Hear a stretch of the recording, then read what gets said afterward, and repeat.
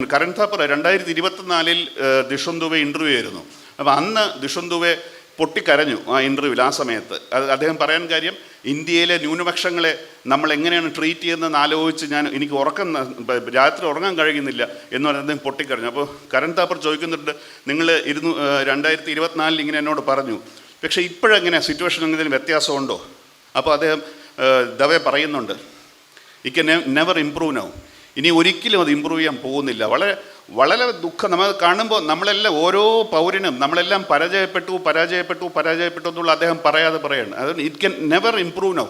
ഒരു ഫൈനാലിറ്റിയാണ് അദ്ദേഹം പറയുന്നത്. അദ്ദേഹം പറയുന്നത് ശരിയായിക്കൊള്ളണം തെറ്റായിക്കൊള്ളണം എന്നല്ല. ഞാൻ പറയുന്നത് ഏറ്റവും തൻ്റെ കരിയറിൻ്റെ ഏറ്റവും ഔന്നത്തിൽ നിൽക്കുന്ന ഒരു വ്യക്തി അദ്ദേഹം വളരെ വ്യസനത്തോട് പറയണം, it can never improve now. Unfortunately we have missed the bus. നമുക്ക് ആ ചാൻസ് നഷ്ടപ്പെട്ടു. വീണ്ടും അദ്ദേഹം പറയുന്നത്, the single biggest reason of failure of rule of law in this country is judiciary. വീണ്ടും ആവർത്തിക്കുകയാണ്, ജുഡീഷ്യറിയാണ് ഇതിന് പ്രധാന കാരണം.